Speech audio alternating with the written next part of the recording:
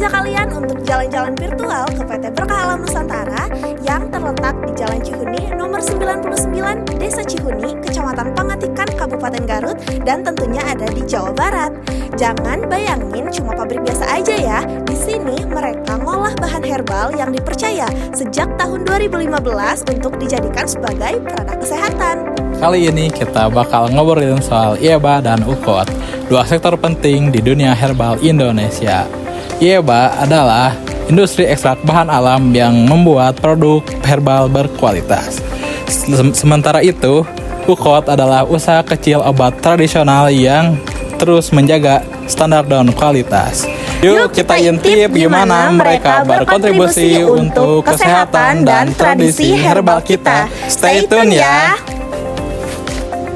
Selamat datang di PT Berkah Alam Nusantara. PT Berkah Alam Nusantara merupakan produsen jamu herbal yang memiliki lebih dari 50 produk herbal berkualitas yang sudah terdaftar di BPOM serta bersertifikat halal MUI.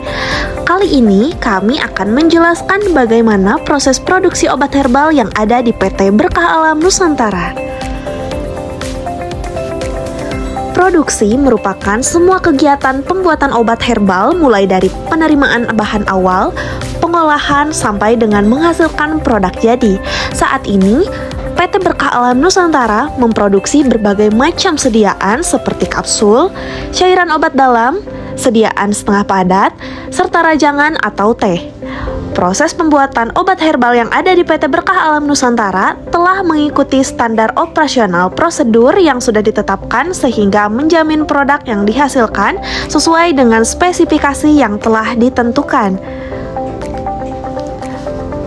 Langkah awal dalam pembuatan produk yakni pemilihan bahan baku yang berkualitas. Bahan baku yang digunakan PT Berkah Alam Nusantara terdiri dari bahan baku Simplicia nabati serta Simplicia hewani dan bahan baku non-Simplicia seperti amilum. Bahan baku yang diperoleh dari supplier sebelum digunakan dalam proses produksi dilakukan proses karantina, yaitu pemeriksaan kelayakan bahan baku yang dilakukan oleh bagian pengawasan mutu. Bahan baku tersebut kemudian diberi label karantina dan diletakkan di area gudang karantina. Bahan baku yang telah sesuai spesifikasi akan diberi label, diluluskan, kemudian dipindahkan ke gudang penyimpanan bahan baku serta diberi label identitas bahan baku sesuai dengan jenisnya. Sedangkan bahan baku yang tidak sesuai spesifikasi akan dikembalikan kepada supplier atau dimusnahkan. Selanjutnya dilakukan penyucian dan pengeringan bahan baku dengan alat oven. Setelah bahan baku diproses sampai benar-benar bersih dan kering, tahap selanjutnya adalah proses ekstraksi dilakukan untuk mengambil zat berkhasiat yang digunakan sebagai bahan baku utama dalam pembuatan sediaan. Selain itu, hasil ekstraksi dari PT Berkah Alam Nusantara berupa bahan baku ekstrak dapat dibuat sediaan seperti kapsul, sirup, minuman serbuk, serta suplemen alam berupa madu. Sediaan setengah jadi yaitu ekstrak maupun sediaan jadi dapat dipasarkan untuk keperluan penelitian, menjaga kesehatan, pencegahan penyakit, dan membantu proses pemulihan. Untuk menunjang kelancaran selama proses produksi berlangsung, bangunan dan fasilitas pembuatan produk herbal di PT Berkah Alam Nusantara sudah memiliki desain dan konstruksi serta tata letak yang memadai yang disesuaikan kondisinya dan dirawat dengan baik untuk memudahkan pelaksanaan kegiatan produksi. Seperti yang kami lihat, permukaan bagian dalam ruangan seperti dinding, lantai, dan langit-langit dibuat licin serta antar sudut harus berbentuk lekukan sehingga mudah dibersihkan. Tata letak bangunan juga dibuat sedemikian rupa sehingga arus lalu lintas barang yang masuk memiliki jalur yang terpisah dengan jalur lalu lintas karyawan. Tentunya seluruh hal tersebut sudah diterapkan dan sesuai dengan persyaratan yang tercantum dalam CPOTB atau cara pembuatan obat tradisional yang baik.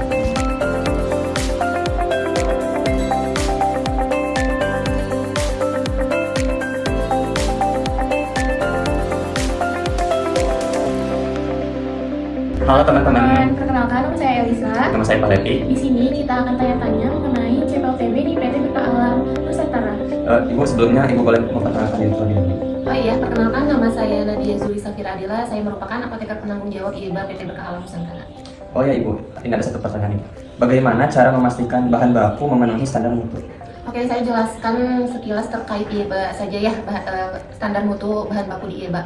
Karena IEBA ini bahan baku utamanya adalah bahan yang berupa segar ataupun misalkan yang berupa berasalnya dari alam gitu, sehingga standar mutu yang kita tetapkan baru dari segi organoleptik saja gitu. Kenapa? Karena memang sampai saat ini saya pun belum menemukan metode pengujian atau hal-hal analisis lainnya yang memang mengidentifikasi bahwa tanaman ini tuh betul-betul sesuai dengan apa yang kita butuhkan, terkecuali ada analisis seperti determinasi. Tapi untuk hal lainnya, jika bahan datang, standar mutu yang kita tetapkan yaitu dari segi kualitas, terus organoleptik, kemudian kesesuaian dengan misalkan ada beberapa bahan yang ketika secara visual itu sama gitu, ternyata beda. Seperti misalkan kunyit dengan temulawak, kadang ada supplier yang memang secara saya tidak tahu sengaja atau tidak sengaja itu tercampur. Nah paling itu kita harus lebih detail di situ gitu. Kenapa ya? Karena memang kita sendiri belum mampu labnya melakukan identifikasi secara lebih spesifik, sehingga parameter pertama yang kita lakukan yaitu hanya organoleptik, kualitas, kemudian seperti jamur atau busuk kayak gitu itu udah otomatis akan kita tolak gitu sih sebetulnya kalau untuk bahan bakunya. Pertanyaan selanjutnya Ibu, bagaimana perusahaan melakukan audit internal untuk mengevaluasi kepatuhan terhadap CPOTB? Oke, jadi dalam aspek CPOTB itu kan ada yang namanya inspeksi diri atau yang namanya audit internal tadi. Nah, inspeksi diri ini biasa kita lakukan paling sedikit 1 tahun 1 kali. Tapi karena mungkin secara keseharian saya berada di sini sehingga saya tahu, oh ini harus dilakukan inspeksi nih. Berarti bisa jadi dalam 1 tahun itu saya melakukan inspeksi lebih dari 1 kali. Nah, inspeksi yang saya lakukan biasanya tidak bercampur. Jadi kalau saya di hari itu melakukan inspeksi pada produksi, ya sudah cakupan saya hanya produksi.